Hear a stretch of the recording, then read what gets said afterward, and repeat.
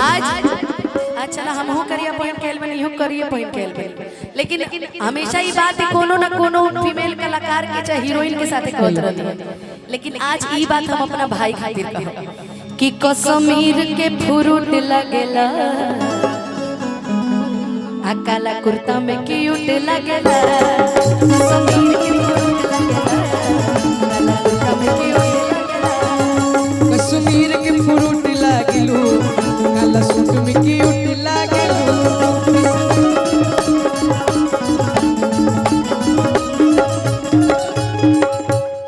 ओ काला अखियां के गजराई जान काला काला दिल कूट लागलू, काला अखियां के गजराई जान काला काला दिल कूट लागलू, काला अखियां के गजराई जान काला काला दिल कूट लागलू। आ कश्मीर के फ्रूट लागलू काला सूट में क्यूट लागलू, कश्मीर के फ्रूट लागलू काला सूट में क्यूट लागलू, कश्मीर के फ्रूट लागलू काला सूट में क्यूट लागलू। एक गीत था ना कल्लू जी का जिसमें ये गाना आपका गाया गया है कि कान खोले सुना आई लव यू भला कि हम तहर राजा तू हो हमर रानी, कि हम तहर राजा तू हो हमर रानी। मनोज कुशवाहा भैया पूर्व मंत्री यहाँ की तरफ से हजारों हजार रुपए के आशीर्वाद हम दोनों भाई बहन के मिलल बटे। बाकी मनोज भी है अदिति है अब यहाँ के भी मिले के चाहिए भैया अब है और भैया एगो बात और कहो फिर समय मिली तनी म्यूजिशियंस टीम के भी तनी सब मिल जाओ आशीर्वाद में का सही कर लिया ना म्यूजिशियंस के भी मिल जाओ बाती में सब म्यूजिशियंस टीम के गोलू के नेता बांट ली हम दा भैया ढेर सारा आशीर्वाद ढेर सारा आशीर्वाद गार्जियन की तरफ से कि कश्मीर के फ्रूट लगेलू।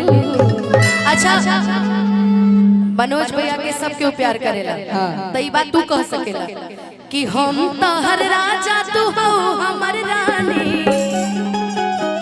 कि हम तो हर राजा आज तू हो हमर रानी।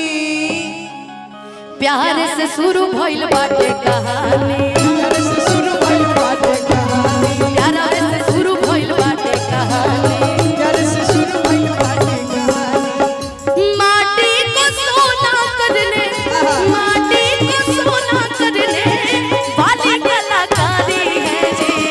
हाँ हम बिहारी हैं जी थोड़े संस्कारी हैं जी, हाँ हम बिहारी हैं जी पूरे संस्कारी, हाँ हम बिहारी हैं पूरे संस्कारी।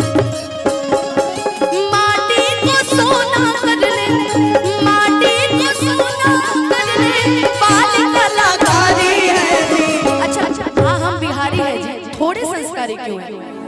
बिहार मुझे लगता है हम लोगों को बिहार ने जितना प्यार दिया है उत्तर प्रदेश से आगे उतना कहीं नहीं मिल सकता, इसीलिए कहना है हाँ हम बिहारी हैं जी पूरे संस्कारी हैं जी, हाँ हम बिहारी हैं जी पूरे संस्कारी हैं जी, हाँ हम बिहारी हैं जी पूरे संस्कारी हैं। कश्मीर के फ्रूट लगेलू काला सूट में क्यूट लगेलू, कश्मीर के फ्रूट लगेलू काला सूट में क्यूट लगेलू, कश्मीर के फ्रूट लगेलू काला सूट में क्यूट लगेलू।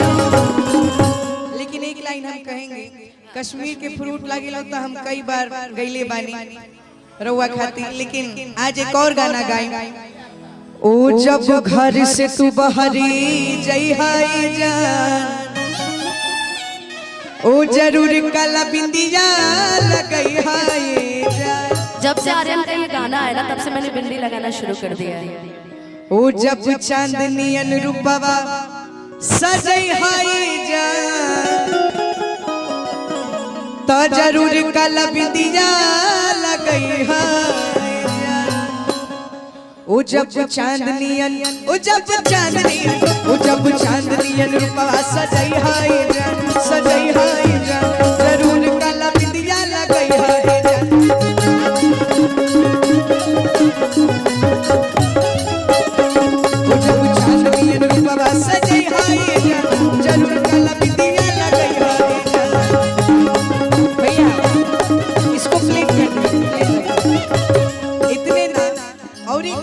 का हो ओ जब चांदनियन ओ जब चांदनियन ओ जब चांदनियन रूपवा सजई हाय जान सजई हाय जान जरूर काला बिंदिया लगई हाय जान।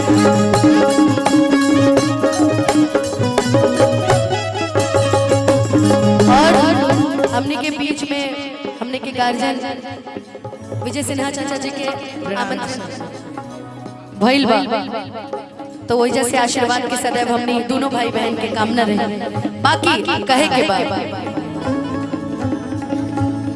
यही में बिना मतलब के प्यार करे हमर भाई बावे, बिना मतलब के प्यार करे हमर भाई बावे। अच्छा अगर मैं कहूँ कि छोटा है मुझसे, बाकी अभी जितना इसने पहचान पूरी इंडस्ट्री में बनाई है, मुझे इसके रूप में कल्लू जी याद आते हैं कभी कभी। कल्लू जी भी इसी उम्र में उन्होंने इतने अच्छे अच्छे गाने गाए हैं, बहुत सुंदर सुंदर गाने गाए हैं। बाकी कभी कभी मंच में मुलाकात हो जाता है तो हम लोग एक दूसरे के लिए गा देते हैं। क्या जी ये लाइन मेरे सभी भाइयों के लिए है। बिना मतलब के प्यार करे हमर भाई बावे, बिना मतलब के प्यार करे हमर भाई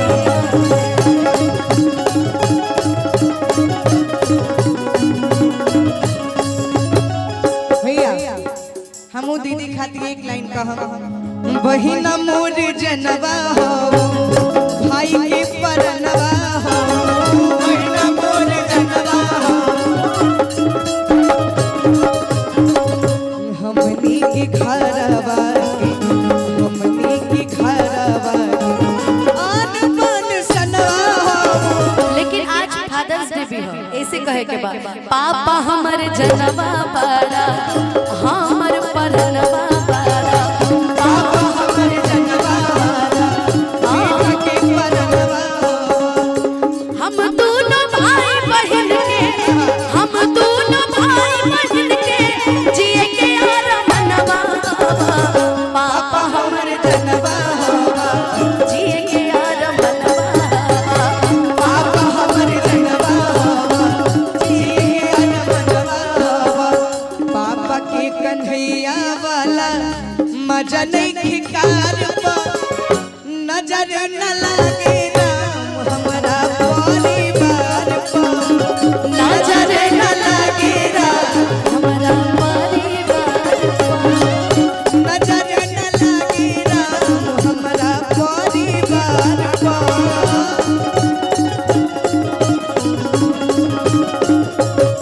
पूर्व मंत्री मनोज कुशवाहा चाचा जी के तरफ हमने से के गार्जियन की तरफ से, और गार्जियन के सानिध्य में रह के काम करे के मौका बड़ा कम मिलेला। तो जब सामने गार्जियन बैठल होके और हमने के कुछ सुनावे के मौका मिल रहा बा, तो हमने कति सौभाग्य के बात है। तो का गइला फिर से गावा। अरे माई के दुलार औरी भैया के प्यार पा, माई के दुलार औरी भैया के प्यार पा, नजर न लागे हमरा परिवार पा, नजर न लागे हमारा परिवार अरे पापा के कन्हैया वाला मजा नहीं ठिकान पा। मजा नहीं ठिकान पा। पिताजी हमरा साथे हर कार्यक्रम में रहे। हाँ भी कहीं ना कहीं खाने में व्यस्त बने। अभी आर्यन बाबू के पिताजी कहाँ बने? अच्छा अच्छा अच्छा, ओहो आप भी आए हैं क्या सुरेंद्र भैया? वही जैसे प्रणाम बाबा। फिर से अब अपने पिताजी के लिए गाओ। माँ बाप के सानिध्य मिलल एक बहुत बड़ी चीज होला।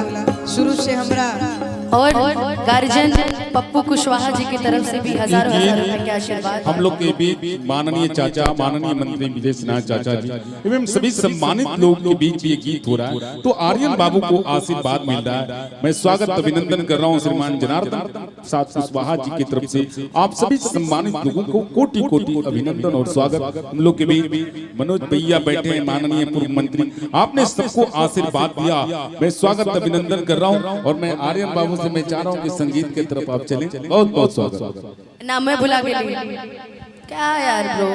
पूर्णी प्रमुख हमने के गार्जियन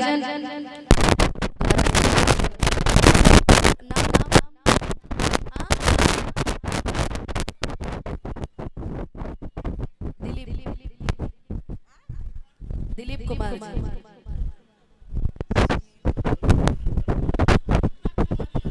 सुष्मिता कुमारी, अच्छा ठीक है, सुष्मिता कुमारी जी के प्रतिनिधि है हमारे गार्जियन दिलीप भैया की तरफ से बहुत बहुत आशीर्वाद पुरस्कार। और हाँ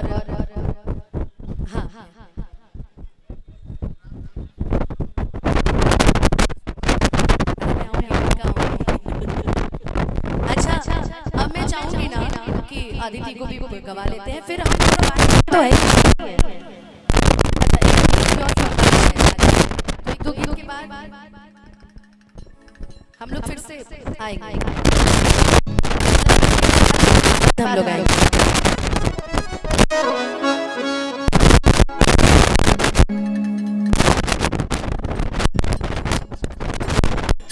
हेलो